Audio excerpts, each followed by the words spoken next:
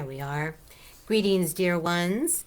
It is the 24th of January, and although it's only been 5 days since Monday, the inauguration, many people, including myself, feel like we have lived an entire month in this 1 week, compressed into this 1 week. And yes, that is the accelerated rate at which we are making this evolutionary leap. And while that may sound all well and good, we are in the midst of it, and we are the recipients of it, and we are in the feels of it, if you will.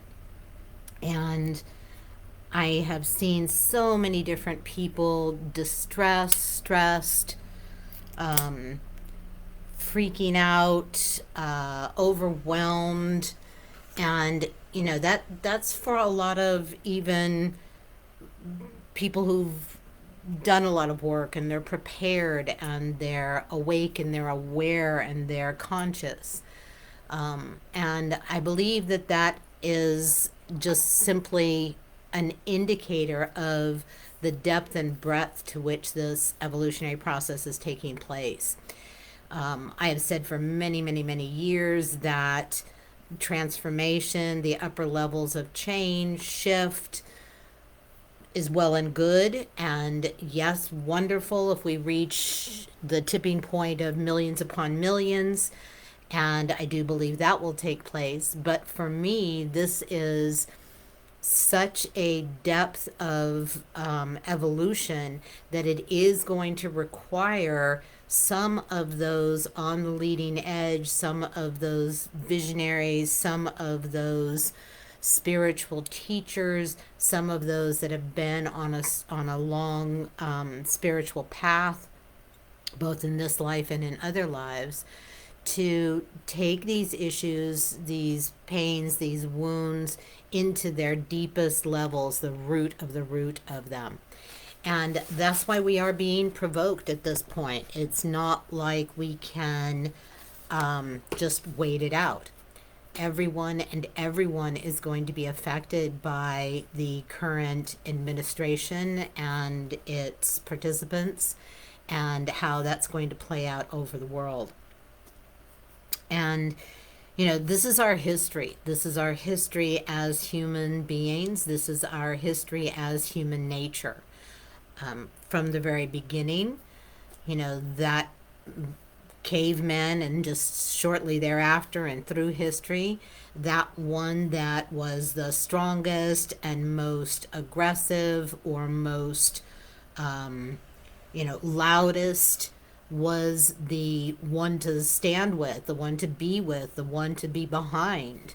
And certainly in regard to a mate, women looked for someone that could protect them from dangerous animals, marauders, all kinds of physical threats.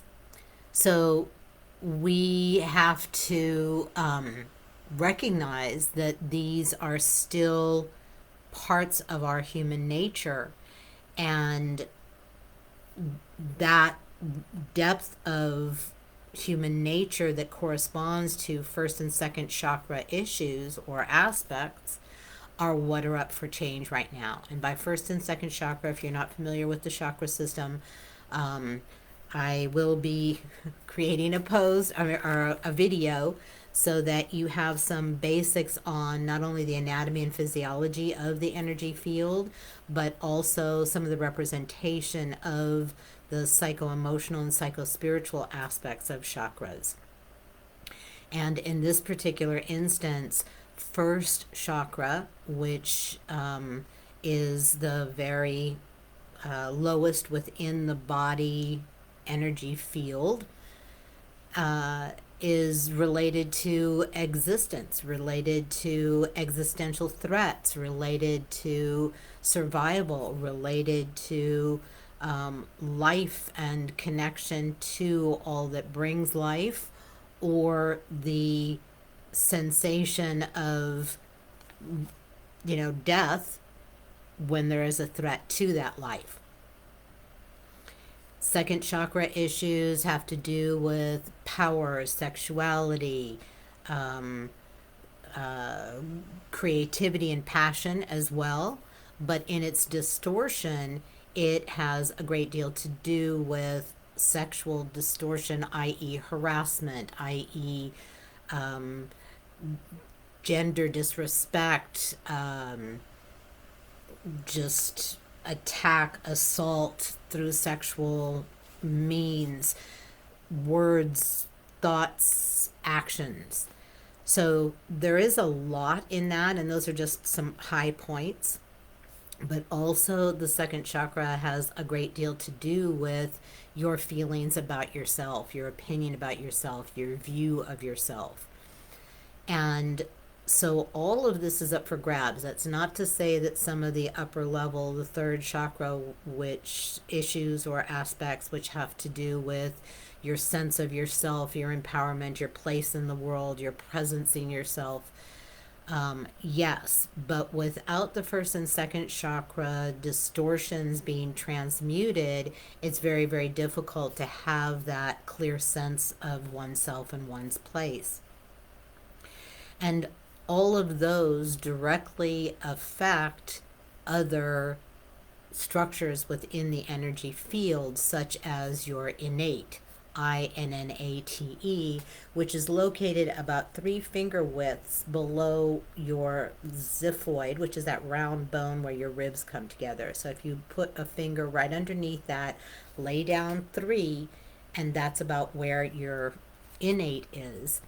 And that is your gut. That's what is referred to when everybody talks about your gut instinct, a gut feeling throughout history, throughout time. That has been the place to receive information directly from your soul and your divine self, of course, which is your soul. So when we're children, and I'm going to bring this in because it has everything to do with our experiences as children. That is the design, that is the game.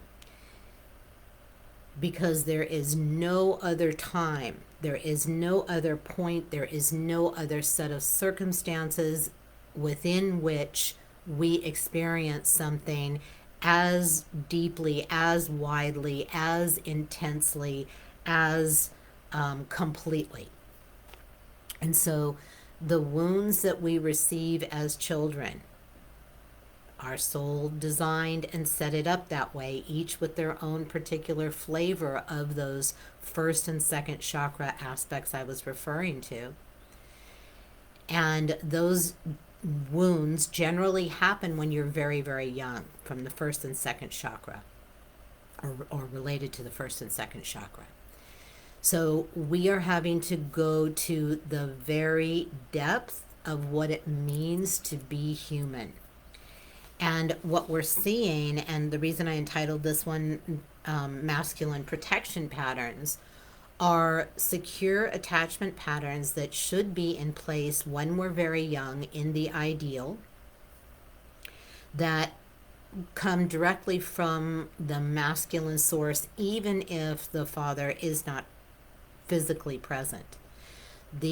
Our systems are set up to need, want, expect certain levels of security, certain forms of security, certain flavors of security from the masculine source.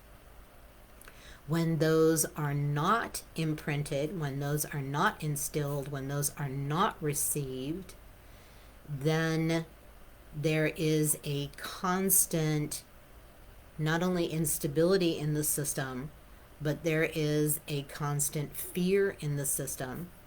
There is a constant sense of threat to one's existence in some instances, and also one's physical environment, whether that's through finances, whether, excuse me, it's through your living arrangements, whether it's through your actual physical body, those all begin to show up. So when those aren't in place, excuse me, if we do some of the work that I'm referring to that was developed through this process that I work with clients one on one, we are able to reach down very, very far into where and when and how those that lack of secure attachment patterns, that lack of senses and levels of security were embedded into the body and embedded into or fixated into the body and embedded in also to the energy field.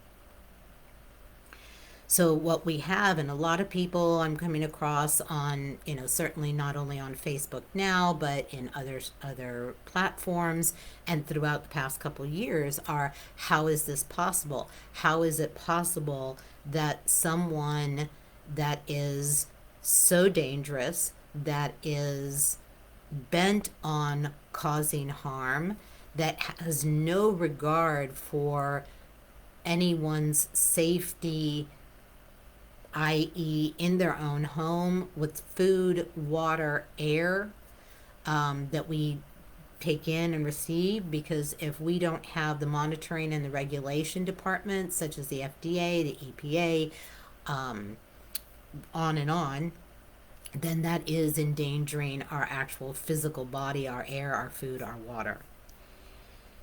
And again, it's like, how did this happen? This is a reflection of our history that I referred to a couple minutes ago, where when we feel threatened or scared, and certainly all of the natural disasters, the wars, the attacks, invasions that are going on and have been going on for ever, but certainly concentratedly the past few years or the past couple decades, then as of old, we seek out what appears to be strength, what appears to be, someone that is going to stand up and fight for you, when in fact that is actually bravado and blustering, and the true strength is not there. But we are used to, as children, so often experiencing loudness, voices of anger, threat. And you got to remember that when we're very, very little, 0, 2, 1, 4, 5, anytime someone screams, hollers, gets angry, and that's in our environment, it is experienced as a direct threat to our lives. Even if that person is not menacing our physical bodies, it still is experienced as such. So if that's what your experience is of the masculine, then the belief that that loud, blustering, angry pattern of a man, and it can be a woman as well, but that masculine can come through a woman, those masculine patterns, then the belief is that, or the hope is that, that strong masculine presence is going to protect, therefore, from outer threats. At one point or another, of course, the child in its deep being, and from that innate I mentioned a few minutes ago, this is your intuitive, innate, primal, human expectation of response from the male presence in your life. So the expectation is that this person is going to protect me. This person is going to provide for me. This person, is actually does care for me. When in fact, most times that is not actually what happens and what the child experiences. But the hope and the wanting and the needing and the expecting remain. Even when I've worked with clients, for quite some time, and they've worked through and transmuted or even transfigured at the root level some of the most profound emotions that one can experience: the fear, the anger, the loss, the hurt aspects of those wounds. Underneath, and what remains and stronger than even those powerful emotions, is the wanting and the needing and the longing and the expecting for that person to do what's right, for that person to respond to them in the way that their whole system, their body, their little emotional body, their little energy body, their little spiritual body expects and needs and wants. And so even when they are seeing the facts and figures and reality of a situation, this need and wanting and longing is so strong that as they get a little bit older, their defense system starts implementing means of not having to feel that reality. In other words, my daddy is scaring me. My daddy is not making me feel safe in a myriad of different situations. And that safety can be physical, emotional, mental, spiritual, or energetic. And the little system, not the brain, realizes, oh my gosh, this has happened over and over and over again, and they are not going to do what I'm wanting and needing. Again, remember, there isn't any rational brain thinking process here. This is all going on in an eternal, primal, primordial, energetic basis.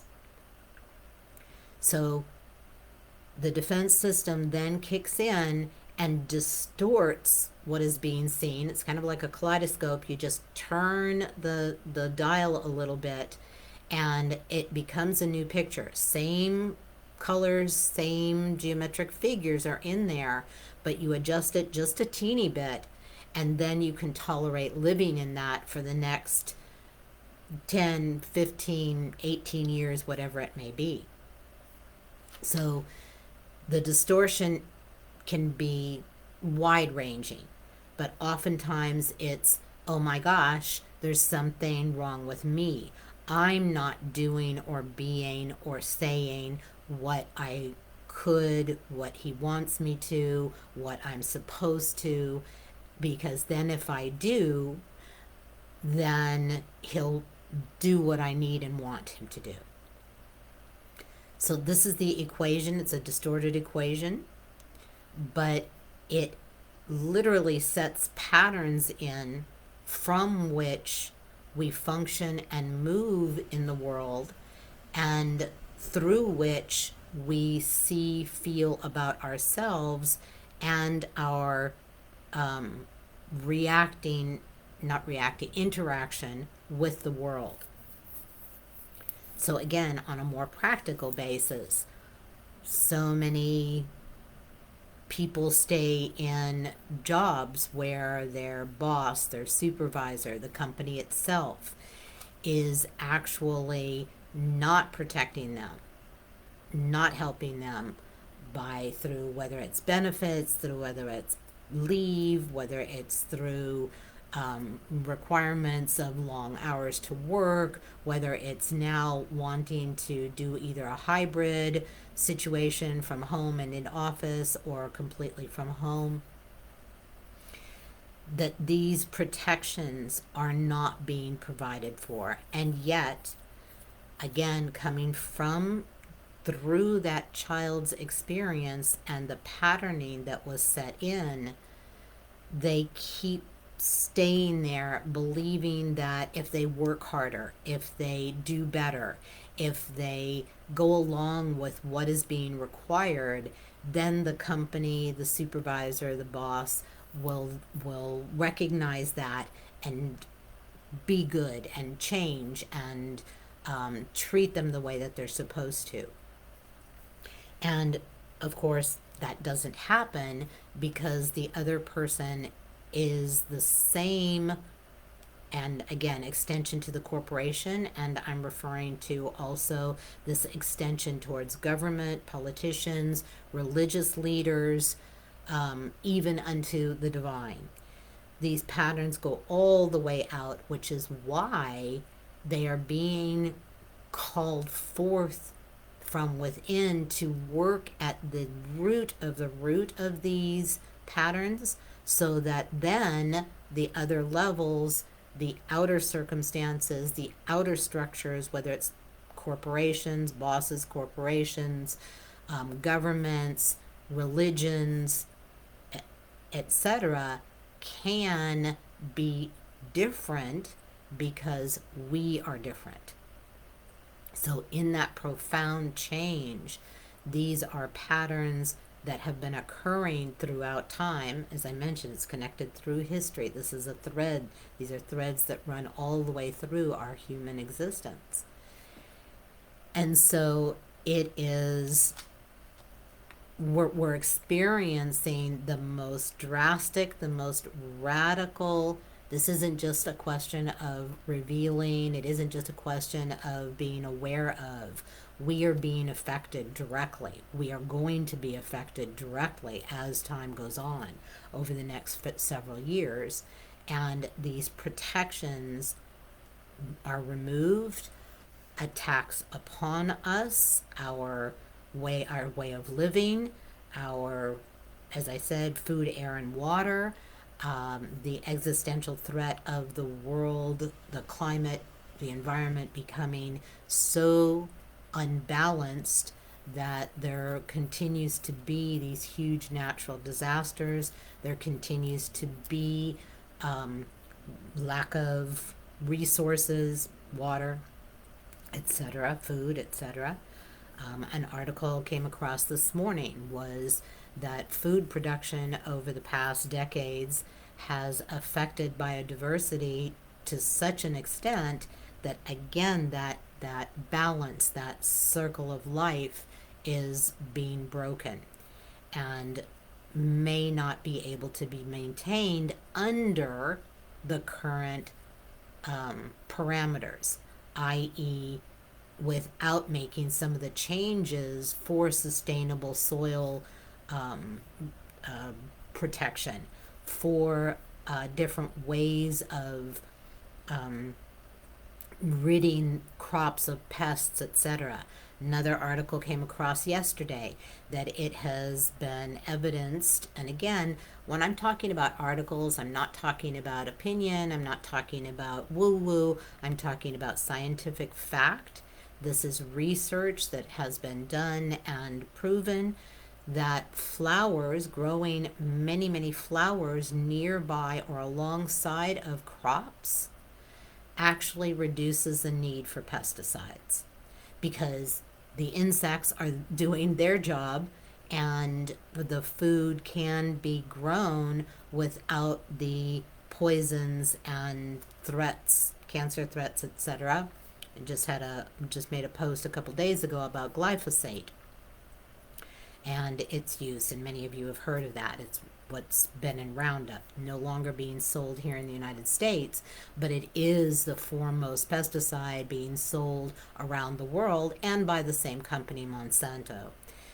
Again, that this is a distortion, whether it's that corporation or whether it's governments not providing the protection based on known evidence of the dangers of a particular product or a way of growing food, then we are at the mercy of.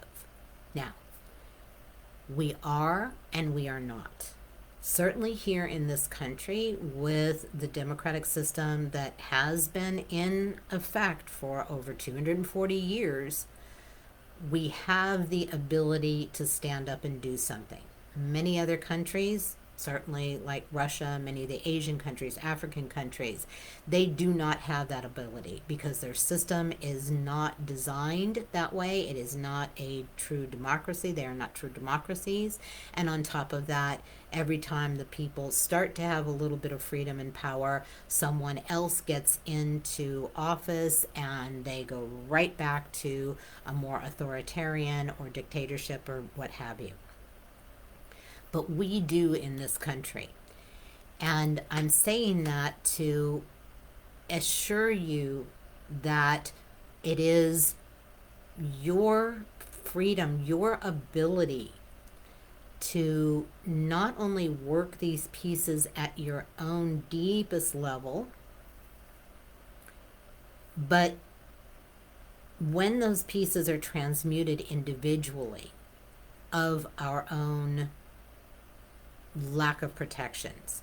For example, one of my clients last night was here, and an amazing, all my clients are, an amazing and beautiful business owner who has had two successful businesses, is in her current successful business, second successful business, has reached a beautiful level of financial freedom, and is still working with the deepest levels of fear regarding her own security. And I don't mean physical, I don't mean, threatened by her spouse or what have you. But in this case, it's financial. And so she has found herself, despite the fact that it was, a lot had to do with her growing as a company, excuse me, or as a business, she finds herself in constant financial threat. And this is compelling her to reach a place regarding her original wounding of her life being threatened when she was a child growing up in an environment where her father oftentimes, particularly when he was under the influence of alcohol, would scream and yell and threaten her mother. And, this was a terrifying experience for a child. And the sensation in a child is that their very life is threatened and their very existence secure patterning does not take place, does not get imprinted, does not get deeply experienced by that child, and then therefore this is a constant throughout one's life. She has done beautiful work over time to transform, shift, change so many levels of that piece. And yet, which is what I find with those that are on the cutting edge, trailblazers on the spiritual path, there comes a point when you have to go to the depth of the depth. And that's where she's at. And so this threat continues. And I use her as an example because that, again, if you take it to the next level, we have, with all the different changes that are taking place and will be imposed, will be forthcoming, our financial stability, our financial security is at threat. Whether it was the removal of medicine caps on the cost of medicine, whether it's the threats to Social Security, whether it is the imposition of taxes upon the middle and lower classes, based in the fact that the corporations and very, very rich, our taxes are going to be decreased again. So this threatens, or it's jobs. There's so many federal employees who are being threatened, or are being laid off. This is going to occur over and over and over again in all different instances. The tariffs are going to cause an increase in cost to the corporations, and they are not going to decrease the shareholder, um, uh, what they receive. It is going to come down to workers' pay being cut, benefits being cut, or people being laid off. So, this larger existential threat through financial, through physical, i.e., the environment, our food, our water, our air, um, and just the threat to our sense of security. How many people are afraid that at any minute our troops are going to be called forth to fight in some setting around the world? So these true existential threats are activating, catalyzing, bringing forth our own individual experience of those threats for us to have the opportunity to work with them, transform them, if that's the level that you are working on, transmute them. That's a deeper level, which changes them from being a threat to feeling that lack of fear in your world, no matter what's going on around you. Whether it's going to the deeper level, which is transfiguring it, which many of my clients have certainly experienced over their work, is where you're actually kind of functioning from a fearlessness. No matter what comes their way, they have deep trust and faith and constant input from their divine self and the divine, allowing them to move through their world without feeling on a constant basis that threat, that fear, that terror, often referred to as anxiety. We have people in panic. And this, again, there's the real threats and then the catalyzed threats from our childhood. So this is, it's terrible on the one hand because we're in it, we're experiencing it as humans, but on the other, there is no faster, no more accelerated, no deeper, no more profound way in which to actually change human nature. Because we can't just change our behavior. Laws, regulations, what have you, are not enough. That is still some outer form or outer authority or control of what we do or not do. This has to come internally.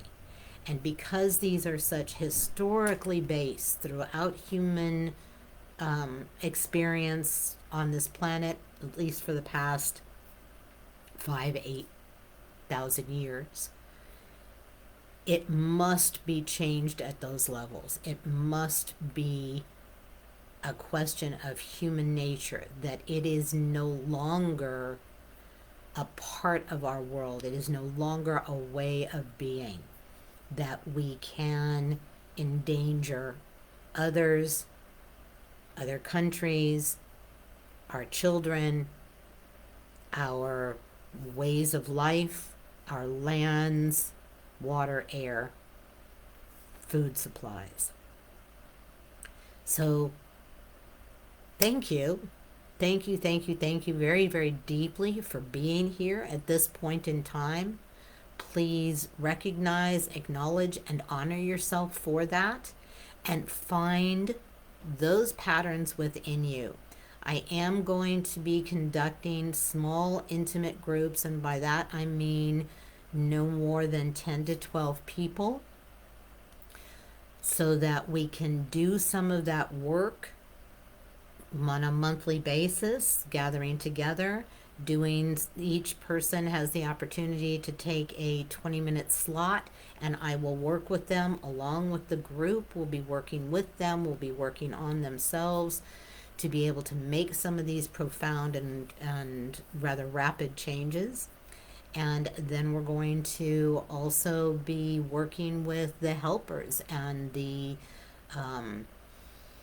offering resources in the non-physical that have stood forth or stepped forth in any given moment to assist us, because we are all in on this. This is not just a human experience. These, I've talked about this before, this evolutionary process is not just of humanity, not just of the earth.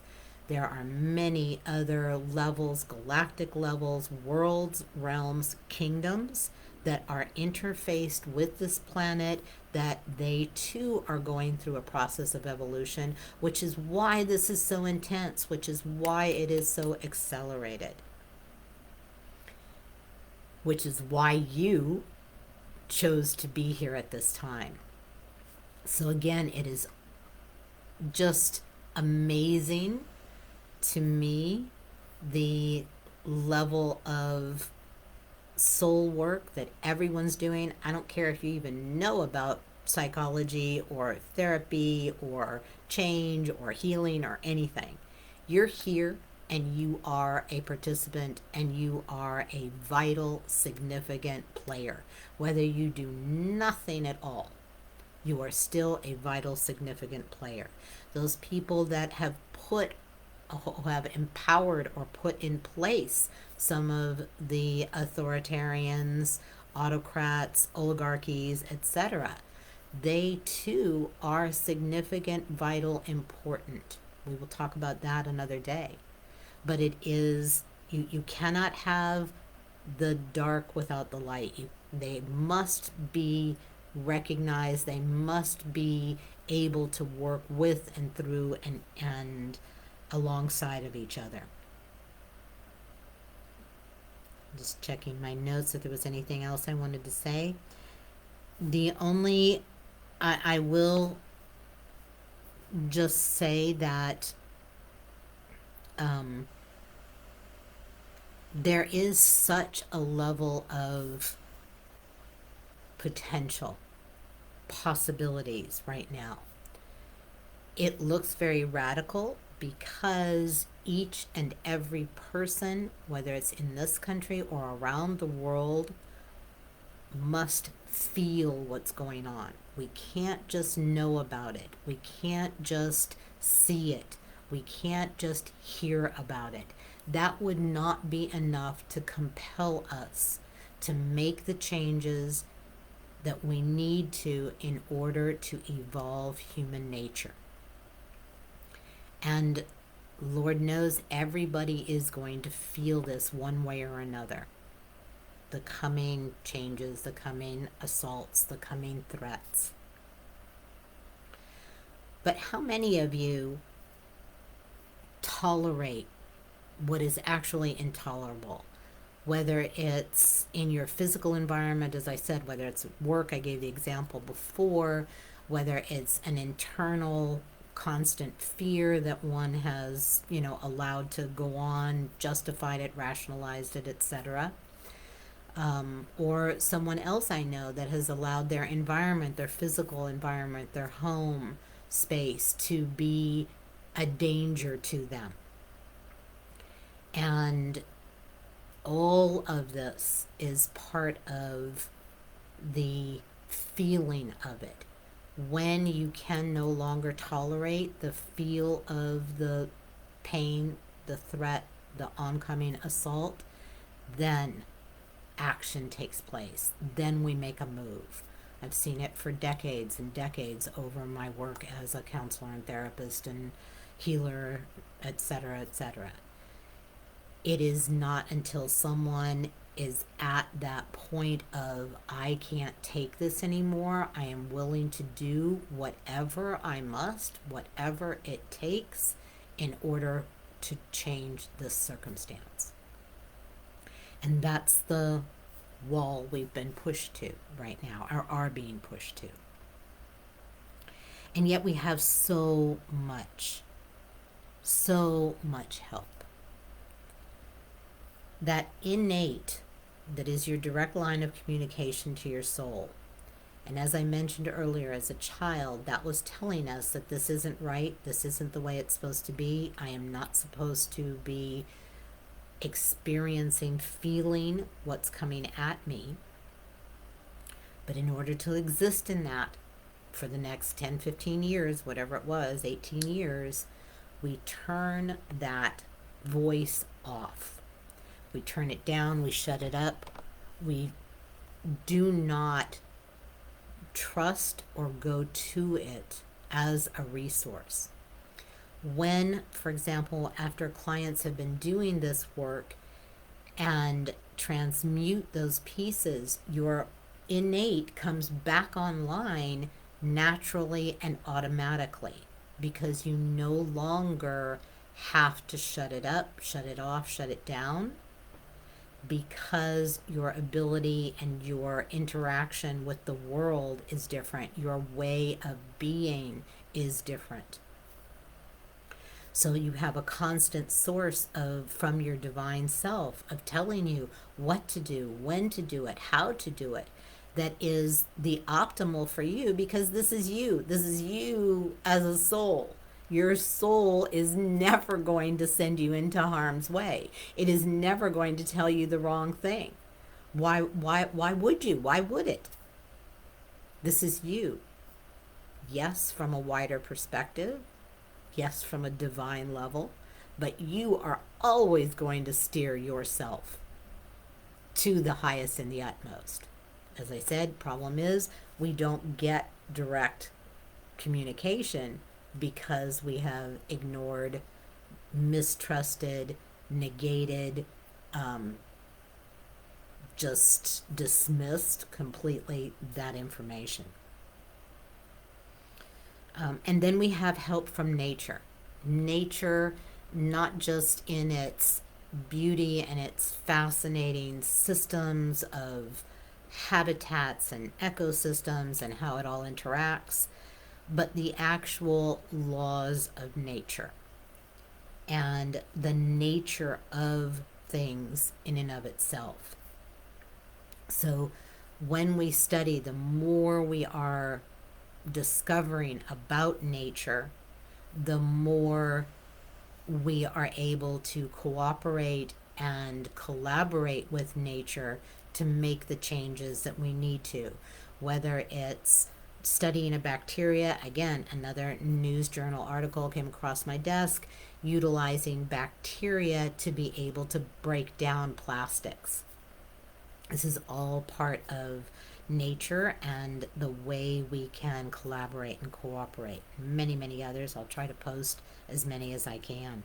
And I would love to hear from you all where you've come across ways in which working with nature and science is advancing our world. And one of the fascinating beings from nature that came across my world this week, despite all that has been going on and all the assaults, I had an entire herd of deer on my lawn. Now, I live in suburbia. There's very little land around for wildlife. I have seen deer occasionally, 2, 3 together. I put out apples for them or corn when I can, when I see them. But this was an entire herd. And I saw them across the street. I ran back in the house, cut up a bunch of apples, threw it out on the lawn, and it startled some of them, the stragglers that were still there, and they took off.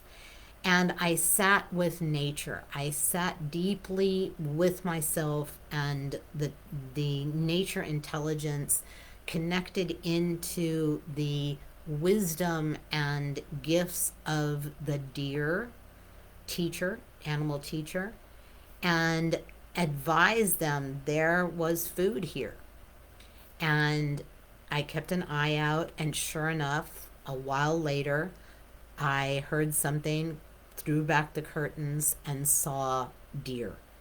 And more deer, and more deer. There were deer with antlers, there were ewes, there were all kinds. I counted 13 or 14 deer.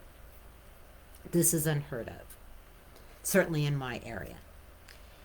And as I was exploring and asking, what is the teaching? What are you bringing forward as a gift? A herd of deer represents community and collective strength.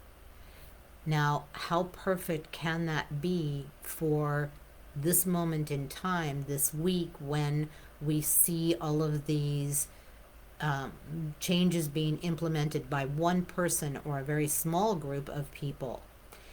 When we can work as a community with our collective strength and do what we need to do to make those changes in our society, to stop some of those choices being made by the small group of people. And again, there's many different meanings, many different representations symbolically. Deer represent elegance, gentleness, and being alert and vigilant, which certainly we need to be. So I have so many people I know that don't want to hear, they don't want the news, they don't want to know what's going on. And that is the feeding into the perpetuation of that. We also have the representation by the Lakota through one of my all-time favorite teachers, Jamie Sams. And that, again, is that gentleness and that persistence and consistency of the deer. There's a legend, a story, where the deer goes up the mountaintop and there is a horrible, dangerous, mean ogre monster. And the deer just looks at this monster and with such loving eyes and acceptance. And the monster is railing and loud and bravado and doing all of its terrifying actions and sounds. And still the deer just looks with all the understanding and love and acceptance of the scared, angry inside of this monster, and eventually melts its heart. Now, I am not of the belief that just sending love to this current or any of the current authoritarian leaders in the world is going to change them, because that would be me deciding who and what they should be. And everyone has free will. They are here for an entirely different purpose. Their role is exactly what it's supposed to be: to catalyze, to provoke, to trigger, to get us as a world, as humanity, off our butts and to stand up and be who we really are, and to work collaboratively, cooperatively, in deep communication, in deep connection, and in community.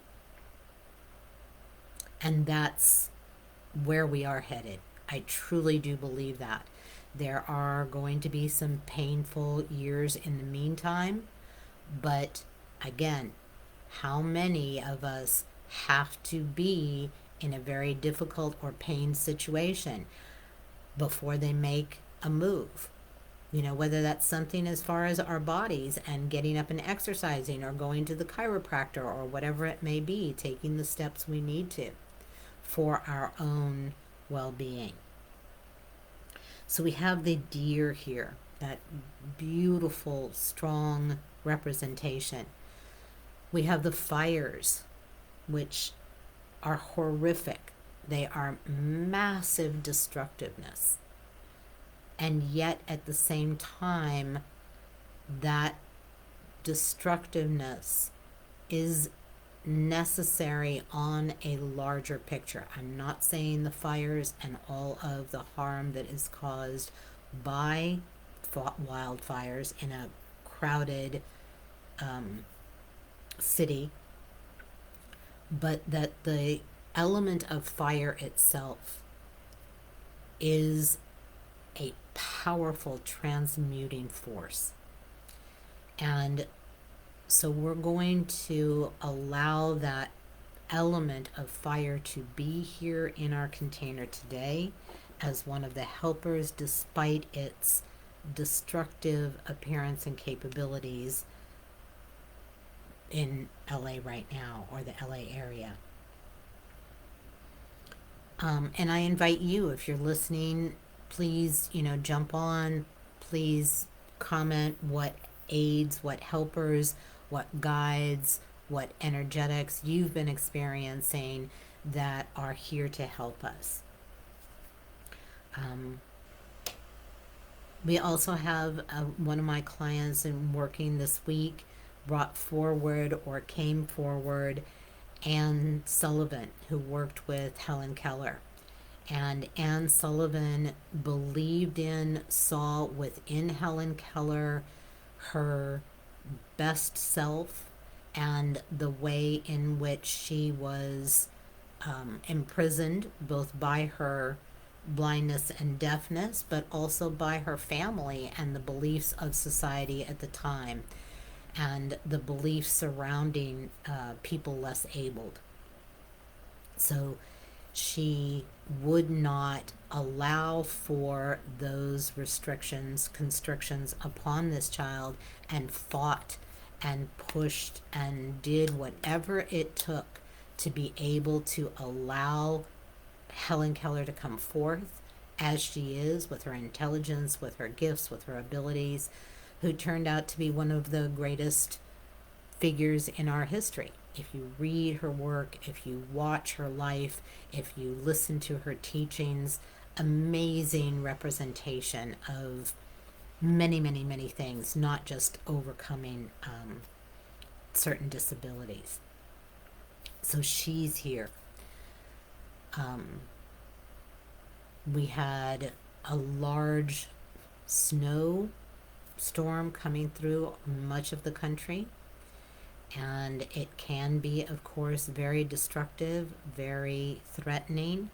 But on the other hand, snow has some incredible qualities of stillness and quiet and purity and cleanliness, and even cocooning, or allowing for that internal dive to occur. So that's here as well.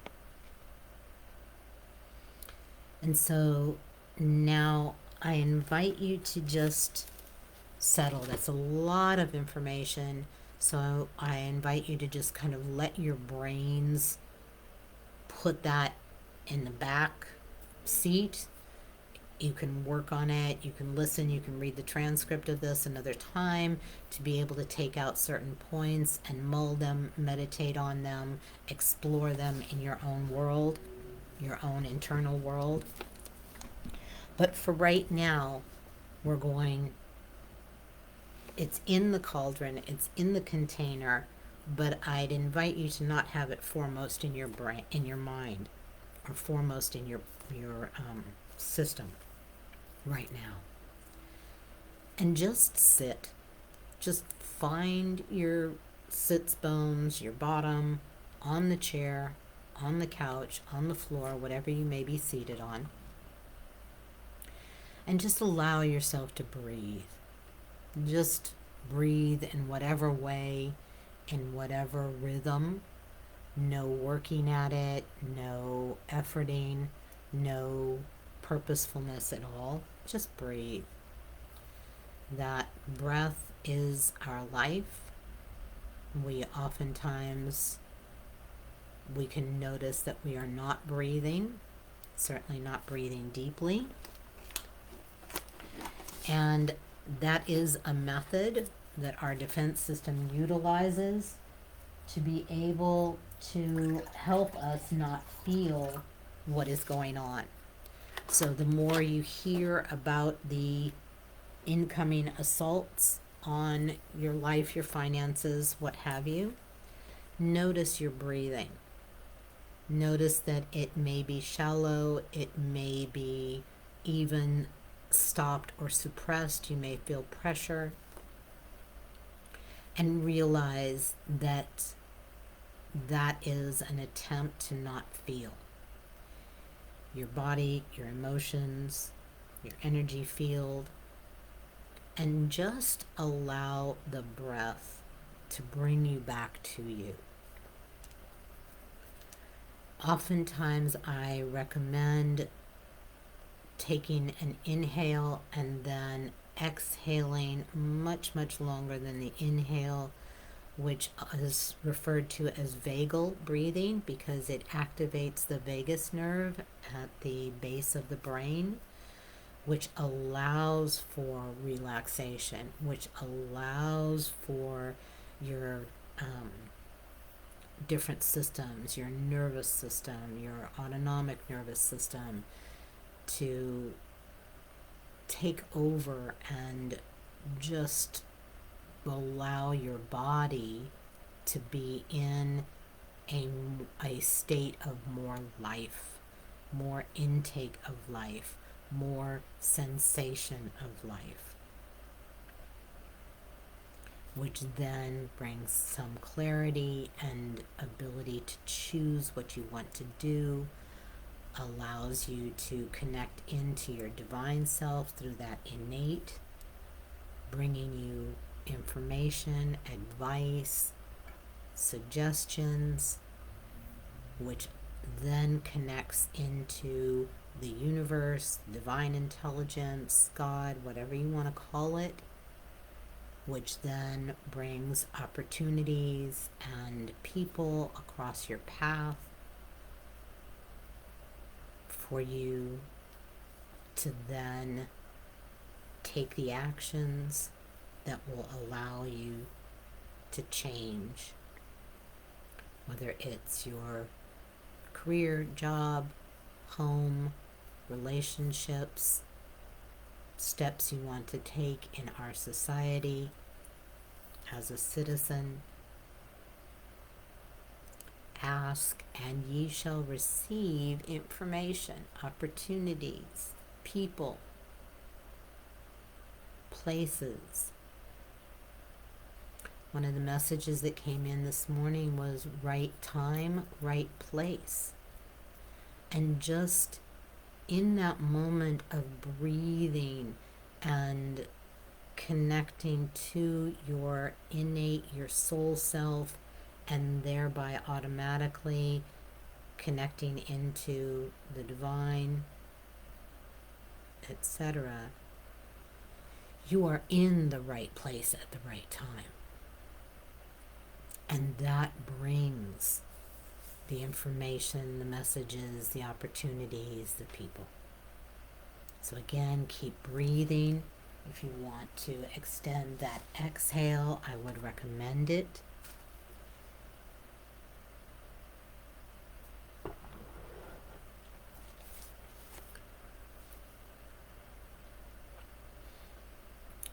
And again, if you're trained in meditation to go through your third eye, to go up and out, I invite you to do something different, to experiment and to explore what happens when you go down and in. And your body and your energy field know how to do this, so you don't have to learn anything. Just keep breathing, keep allowing, and if you can sensate and invite your energy field to come down and in to your body, and then just keep sinking as if you were getting heavier. You might experience yourself getting heavier. You might experience feeling more substantial, the physicality of you. And again, keep breathing. There is no work in this. There is simply allowing, which is very challenging for most of us. So rely on, trust your body and your energy field that knows how to help you drop down and in, because this is where true, deep, profound, actual security, safety, protection can take place. Not in the outer, as I've been explaining today, but in the internal. So just breathing and feeling whatever there is to feel, whether it's physical, energetic, emotional, any kind of way. Not having to do anything with it, not having to work at it, but simply feeling, sensating, experiencing you,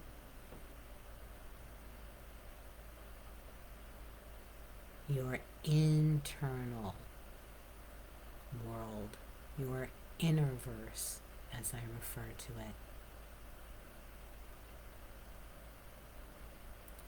And I'm going to keep speaking, but you don't have to focus on or listen to or note the words that I'm saying. They're only a means to allow your system to realize we are still in the process. And oftentimes I'm transmitting through my voice, and in this particular instance I am transmitting all of the energies from the helpers that I've mentioned, the ancients, which is an intergalactic council that oversees the evolution of the universe, that I've been working with for over 20 something years, as well as spiritual law,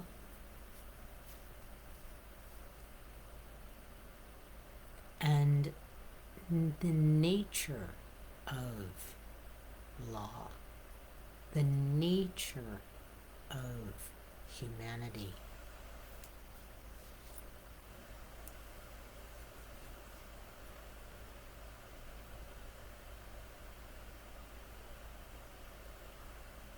And again, I'm calling in and calling upon, in particular today, the element of fire and the element of water through its form, its solid form, one of its solid forms of snow, ice.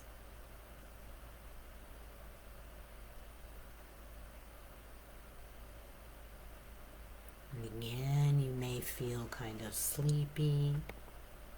You're welcome to close your eyes.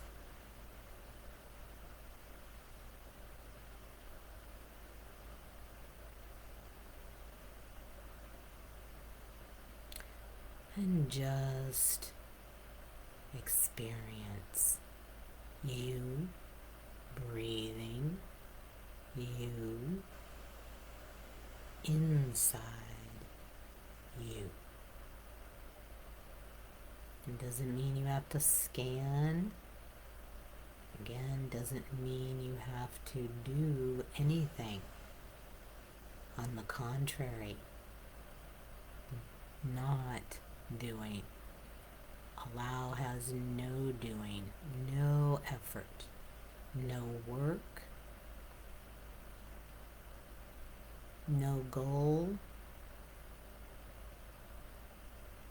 no intention, no focus, just being in and as you. Just feeling, just sensating, just experiencing.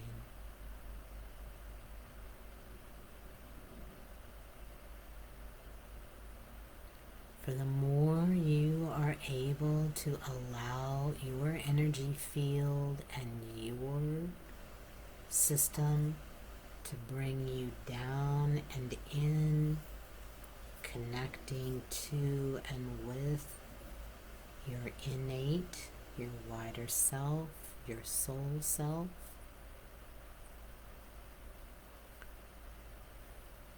and therefore and thereby immediately into the divine, the universe,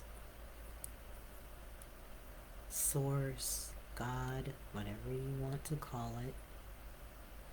There is then a physical, energetic, emotional, and spiritual experience of safety, security. Not even protection, because in that state of being there isn't the need for or call for protection. There is no danger to be protected from.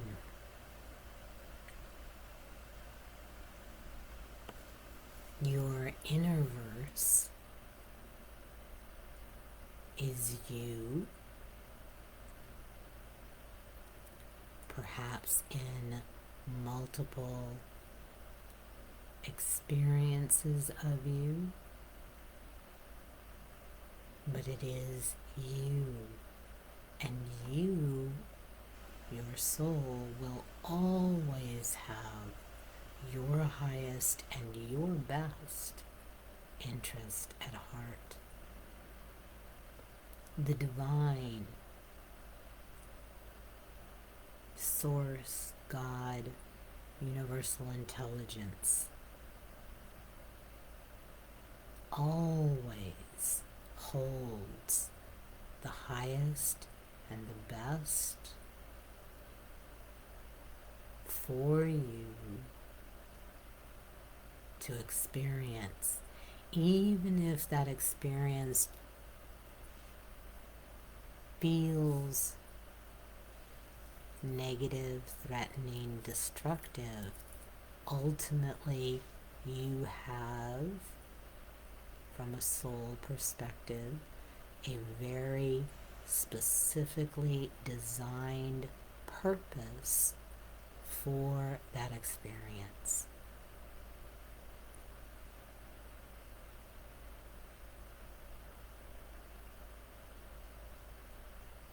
So allowing, allowing, allowing.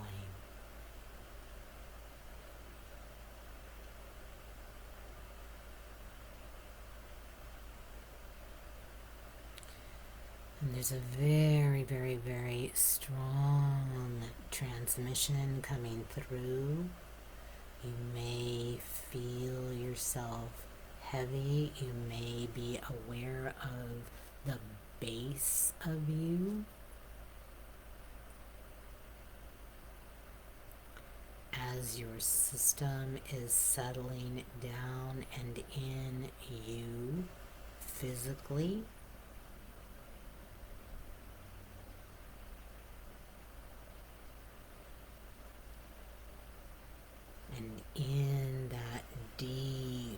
settling in of you within you.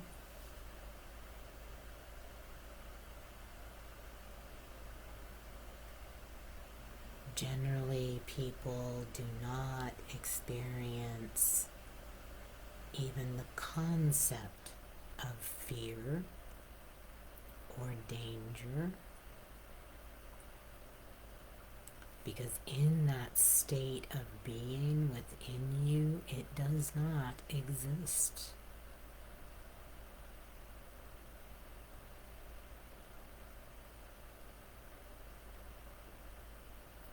For your soul self, spirit, cannot ever be harmed,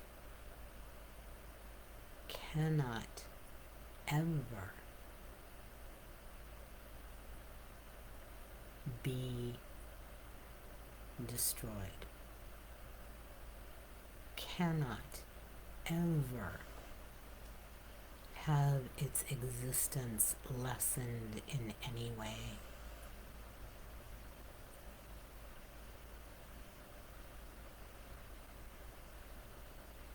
For you are an eternal being. Eternal means never ending.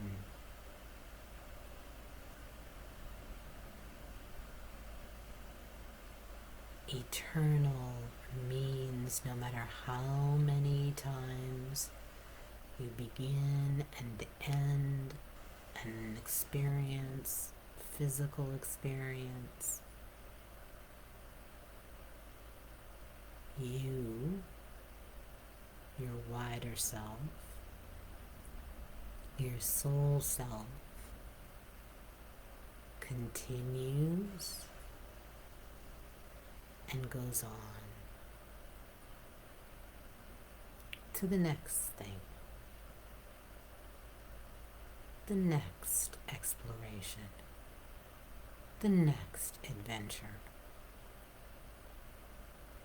the next experience.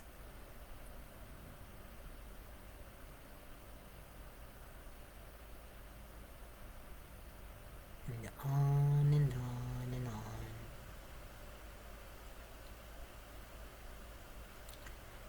Allow yourself to feel, experience that life goes on in whatever form. Life is a constant throughout this universe and beyond. It may be in any form, in a formless form, but it is life.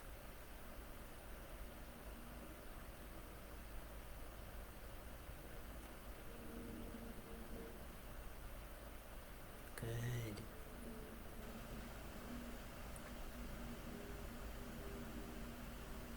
And so it seems that those are here present have actually really tapped into a deeper level of their internal world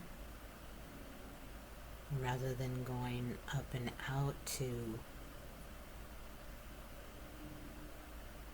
an outer state. And I invite you to drop back into this frequently as you can, as a matter of fact. You can re-listen to the last 15, 20 minutes of this video, if that helps.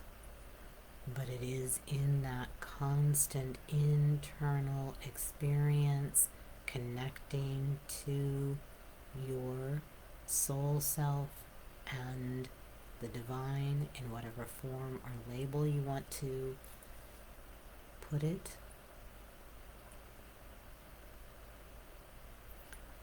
that puts this physical experience in perspective, that allows for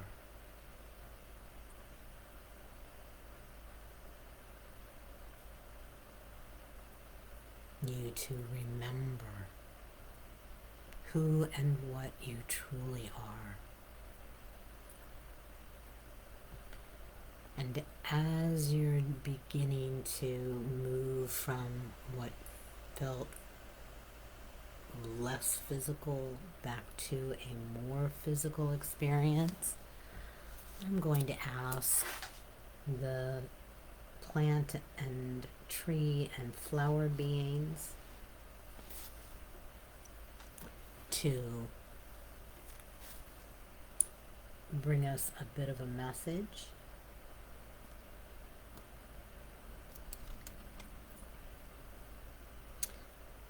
So this is a beautiful oil called spikenard. These are Young Living essential oils. The only thing that I will or allow on my body, my family, my kitties, my clients, because they are the only thing I've come across that are as pure and that allow the wisdom and life force of the plant to still be accessible and available.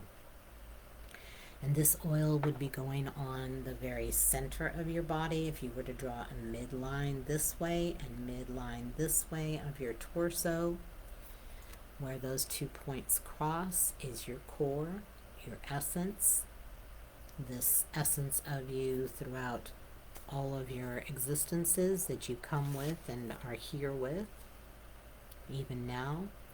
And they're inviting you to have reverence for that essence.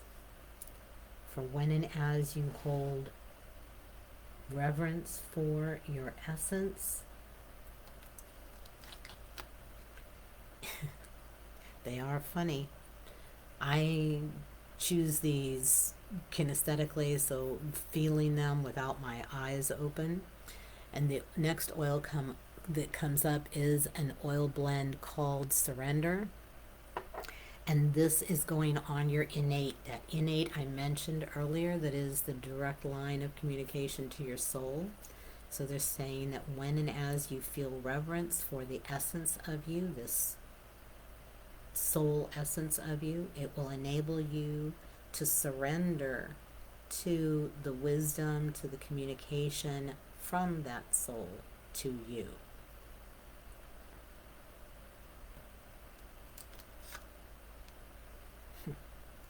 They're really good today. This is again another oil blend called Inspiration, enabling you to anchor into inspiration. Inspired action, inspired thought, that you are inspired. Again, that has to do with, in Latin, the breath, taking in the breath, taking in that life. And one more. This was actually the first oil I ever had in a relationship with, and it's an oil blend called Sensation. And this would be going on your third chakra, which is right under where your ribs come together and your diaphragm.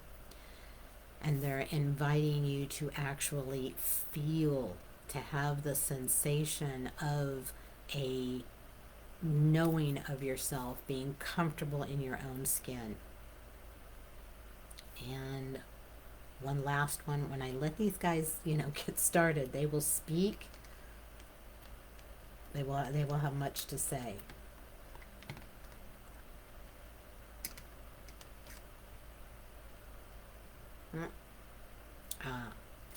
This is a single oil called Lemon Myrtle,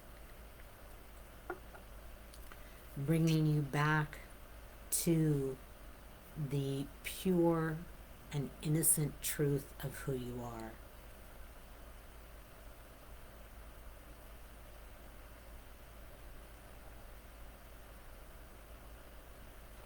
So that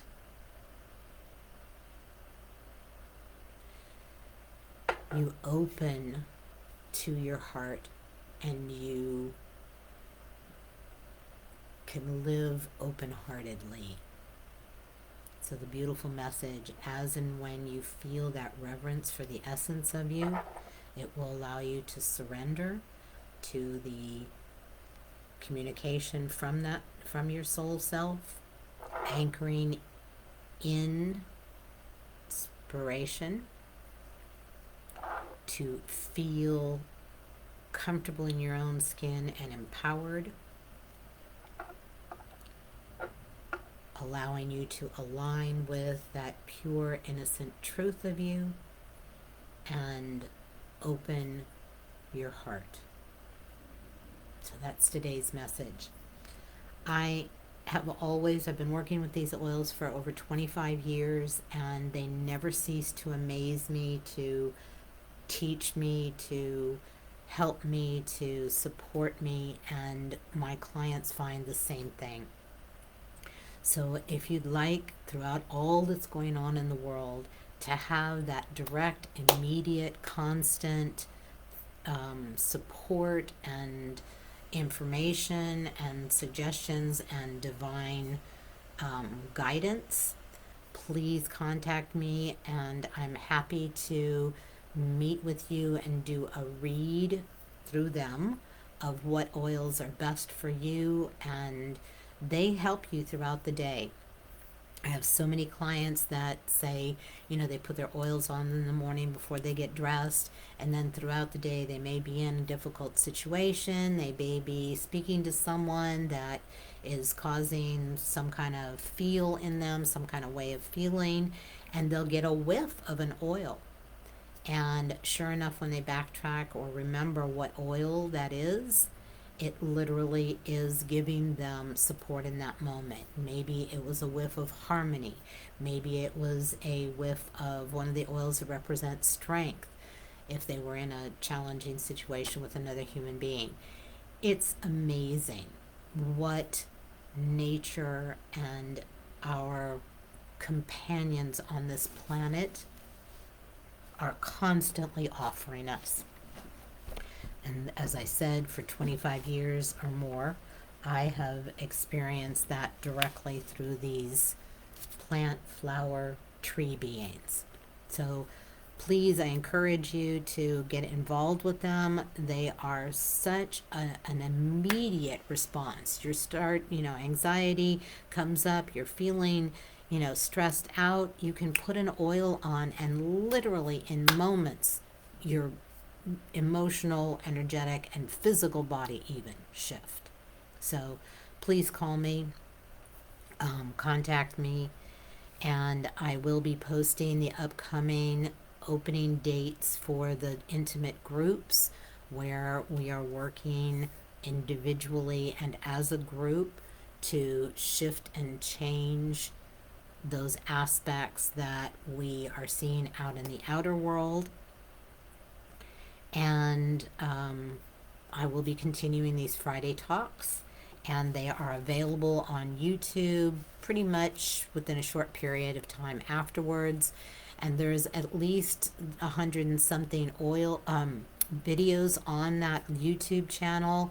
Please scan them, and whatever image or title catches your eye, know that that's your innate telling you that's what you need to hear right now, or that is the energetic combination of helpers that are offering themselves for you at this point in time. So until next Friday or sooner, given the status of our world right now, I may be popping on to do shorter videos for some assistance. But as always, it is with the deepest of honor, gratitude, and love for your presence here on this planet. Be well. Bye-bye.